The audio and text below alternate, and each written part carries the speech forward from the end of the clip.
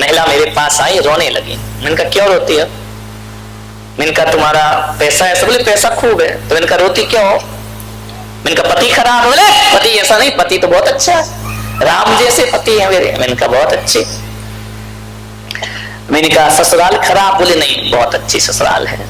तो मैंने कहा रो क्यों रही हो? औलाद नहीं है? बोले है।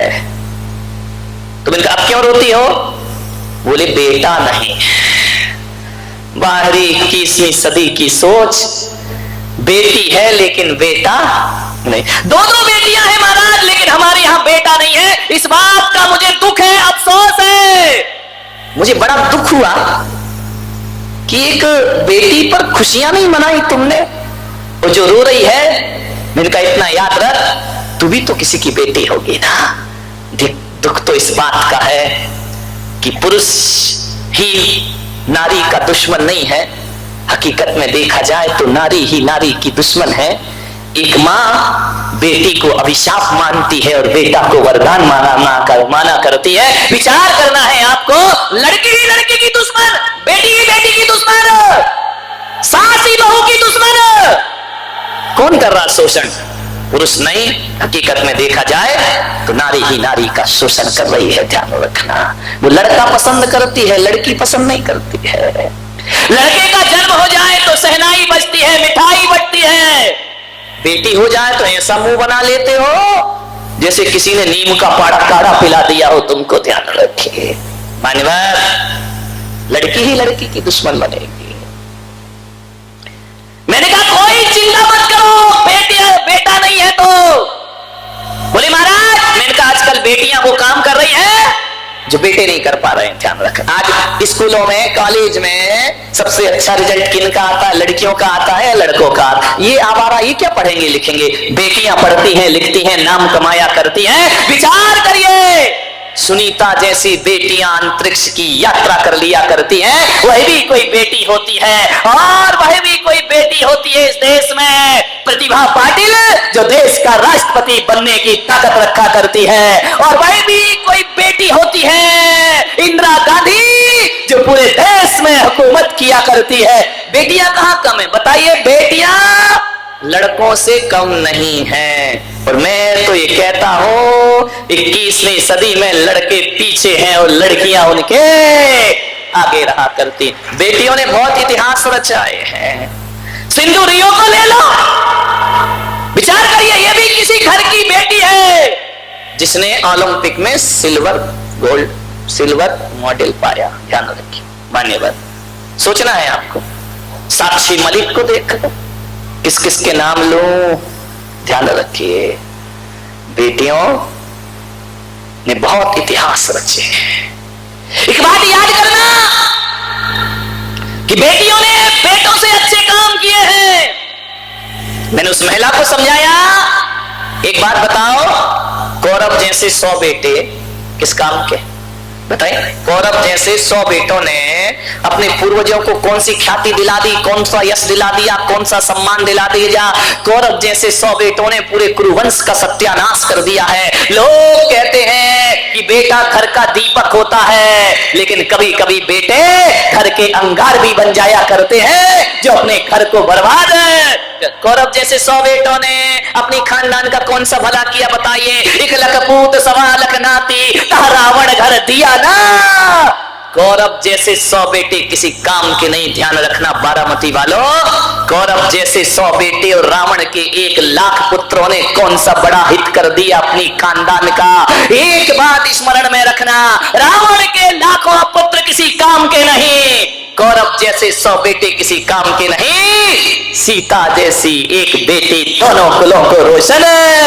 सीता ने वो सम्मान दिलाया जो 100 बेटे मिलकर अपने माँ बाप को सम्मान। एक सीता जैसी बेटी माता पिता को भी पूज्य बना देती है और सास ससुर का नाम भी रोशन। सीता जैसी एक बेटी, चंद्रा जैसी एक बेटी, मैना सुंदरी जैसी एक बेटी, ध्यान रखना, अंजना जैसी एक बेटी सारी जगत का नाम रोशन कर दिया करती है। मान्यवर, संसार भोग में लिपटे हुए 100 बेटे किसी काम के नहीं। ज्ञानमती माता जैसी एक बेटी खानदान का नाम रोशन। हारिका ज्ञानमती, हारिका सुपार्श्वती, हारिका विशुद्धमती, जिन्होंने अपने खानदान का नाम रोशन कर दिया है। बेटियां किसी से कम नहीं।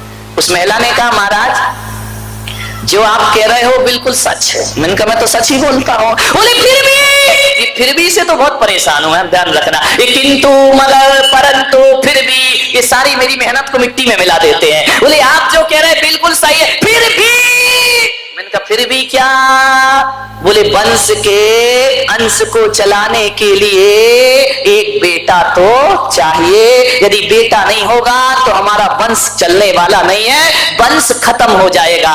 बारामती वालों, मैं आपसे कहता हूं, कौन कहता है कि बेटों से वंश चला करता है? मैंने कहा ना, रावण के घर में कोई दिया बाती जलाने वाला मौजूद नहीं हुआ। सिकंदर का वंश किसने चला दिया बताइए? मैं आपसे पूछ रहा हूं। वंश चलाने के लिए वंश का अंश लड़का ही हो कोई जरूरी नहीं है मेरे भाई। एक बात मैं आपसे पूछना चाहता हूं, विनोबा की कितनी औलाद थी? उन्होंने तो विवाह ही नहीं किया। विनोबा की कोई औलाद नहीं थी। भगवान महावीर की कितनी औलाद थी? अविवाहित थे भगवान महावीर, उन्होंने विवाह नहीं किया। बाल ब्रह्मचारी बेचारी। सोचिए, आपको सोचना है, बेटे से वंश चलता है। ध्यान रखना, विवेकानंद की कोई औलाद नहीं, विनोबा की कोई औलाद नहीं, भगवान महावीर की कोई औलाद नहीं। लेकिन बारामती वालों ध्यान रखना, 2600 वर्ष के बाद भी जिनकी एक भी औलाद नहीं है, हम अपने आप को भगवान महावीर का वंशज माना करते हैं। हम अपने आप को कहते हैं हम महावीर के वंश में पैदा हुए हैं, हम कुंद के वंश में पैदा हुए हैं, हम आचार्य शांति सागर के वंश में। इनकी कौन सी औलाद थी? बोलिए।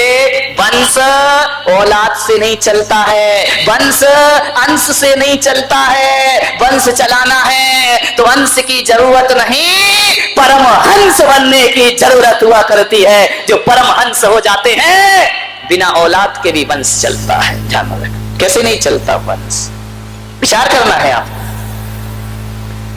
और बेटे से वंश चलेगा कोई जरूरी नहीं है, वंश का सत्यानाश भी कर देगा बेटा। ध्यान रखना, वंश तो आचरण से चलता है, वंश तो स्वभाव से चलता है, वंश तो हमारे आदर्शों से चला करता है। बोलिए, मैं चला जाऊंगा तो मेरा वंश खत्म हो जाएगा। अरे जो घर में है ना मेरे भाई लोग, उनसे वंश नहीं, वंश तो पुलक सागर से चला करता है। ऐसा वंश बनाओ कि सारी दुनिया तुम्हें अपना वंशज मानने में गौरव महसूस करे। ध्यान रखिए, आपसे निवेदन है, लड़का हो या ना हो, लड़की जरूर होना चाहिए। विचार करना है आपको। जिस घर में बेटी है उस घर में दर्द है, उस घर में पीड़ा है, उस घर में संवेदनाएं हैं, एक दूसरे को समझने की समझ है उस घर में। मैं तो ये कहता हूं कि जिस घर में बेटी नहीं हो, बेटी के माँ बाप से कि जिस घर में बेटी ना हो उस घर में अपनी बेटी मत देना, गड़बड़ हो जाए। जिस घर में बेटी ना हो उस घर में अपनी बेटी मत दो, क्योंकि वो लोग कैसे बेटी पालते हैं इसका अनुभव उनको होता नहीं है। ध्यान रखिए, बेटी को कैसे पाला जाता है, कौन लड़के वालों ने सिर झुका लिया। आज लग रहा है यार लड़का एक आध लड़की हो जाती तो अच्छा रहता। ध्यान रखिए, विचार, बड़ी बड़ी योग्यताएं है ना, पढ़ा लिखा हो। आजकल नियम बना दिए मोदी जी ने कि चुनाव लड़ना है तो ये योग्यता वो योग्यता होना चाहिए। मैं मोदी जी तक अपनी बात पहुंचाना चाहता हूं, लेकिन लफड़े में तो मोदी जी आ जाएंगे। करूं क्या कि जिस आदमी के घर में लड़की ना हो उसे चुनाव लड़ने का कोई अधिकार नहीं होना चाहिए। ध्यान रखिए, मोदी जी की छूट है। अब वो अब हो जाए तो और गड़बड़ मामला हो जाएगा। कुंवारों की छूट है, लेकिन ऐसा सांसद, ऐसा विधायक, ऐसा पार्षद, ऐसा बना महापौर जिसके घर में बेटी जरूर होना चाहिए। ध्यान रखिए, मैं तो मुनियों से कहता हूं जिसके घर में बेटी ना हो उससे आहार मत लो। ध्यान रखिए, लेकिन अभी बहुत कठिन है इसको चालू करना। मान्य विचार करें, एक बेटी जरूर होना चाहिए। एक लड़की घर में जरूर होना चाहिए, लड़की नहीं तो कुछ भी नहीं घर में। लड़की रौनक है घर की, लड़की आभूषण है घर का, लड़की मर्यादा है घर की, लड़की संस्कार है घर के। एक बेटी जरूर, मंगल होता है उस घर में जिस घर में बेटी हो जाए। तुम ऐसा मुंह बनाते, ऐसा मुंह बनाते हो, बेटी क्या हुआ, बेटी हुई, अरे यस कमाल हो गए। अरे गर्व से छाती ठोक के कहो कि हमारे घर में बेटी का जन्म हुआ है, और बेटी ही मत कहो, ये बोलो कि हमारे घर में लक्ष्मी का अवतार हुआ है। ध्यान रखो, लक्ष्मी आई है वो तुम्हारे घर में। लक्ष्मी है, तिजोरी की लक्ष्मी से सब प्यार करते हैं, लेकिन पेट में रखी लक्ष्मी को प्यार क्यों नहीं करते मेरे भाई? अरे तिजोरी की लक्ष्मी की चाहत है, और गर्भ में जो लक्ष्मी पल रही है उसका अपमान किया करते हो। ध्यान रखिए, मान्य लड़की मंगल है, लड़की शुभ है, लड़की से ज्यादा मंगल। आप एक बात बताओ, अभी जो मंगल कलश यहां पर आया, ये बाजार में जाओ तो एक लोटा रहता है, लोटा मराठी में,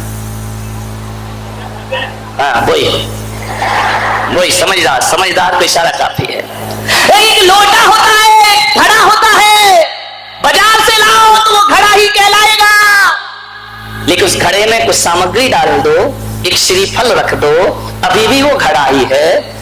लेकिन जब वो घड़ा किसी कन्या के हाथ में रख दो तो घड़ा खड़ा नहीं रहता, मंगल कलश बन जाया करता है, वह मंगल हो जाया करता है। उसे मंगलता, कन्या का हाथ लगा और मंगल हुआ, ध्यान रखना है आपको। जब तक कन्या का हाथ ना लगे तब तक वह मंगल। आप एक बार जुलूस निकलता है, शोभा यात्रा निकलती है, कथा होती है, पंच कल्याणक होते हैं, मंगल कलश लेकर बोलो ये कन्या चलती है या कन्हैया चलता है? बोलो बोलो छोरे, तुम रख भी मत लेना रे, ये कलश उठाने का अधिकार तो इनको ही हुआ करता है, क्योंकि ये खुद भी मंगल है और कलश को भी मंगल कलश बना दिया करती है। कोई कन्हैया कलश नहीं उठाता है। एक बात करो, शादी होती, विवाह होता है, मंगल चौक, पूरा चौक समझते, रंगोली आदमी पूरता है, महिलाएं पूरती हैं, इनसे तो नहीं करवाते। इनसे तो ये बात अलग है, पूरने के बाद पोछा लगवाना हो वो बात अलग है, ध्यान रखिए। हर मांगलिक कार्य कन्या करती है, किसी की दीक्षा होती है, स्टेज पर बिछाया जाता है, मंगल चौक पूरा जाता है, उस पर दीक्षार्थी बैठता है, कन्या से कराया जाता है। और एक बात याद रखना, दशहरा आता है, नवरात्रि आते हैं, कन्हैया भोज कोई नहीं कराता, हर कोई कन्या भोज करा। एक कन्या शुभ है, मंगल है, प्रतीक है, शुभता का प्रतीक है। जिस घर में कन्या है वहां मंगल ही मंगल हुआ करता है, ध्यान रखिए। इस मंगल का अपमान मत करो, मेरा आपसे बड़ी विनम्रता से निवेदन है। एक बात बताओ, यहां से जो मंगल कलश लेकर जाएंगे कहां रखोगे इसको? मंगल कलश घर ले जाओगे, कहां पे रखोगे? ऊंचे स्थान पे रखोगे या जहां जूते चप्पल है वहां रखोगे? कहां रखोगे कलश को? पूजा के स्थान पर रखोगे ना, शुभ होता है ना।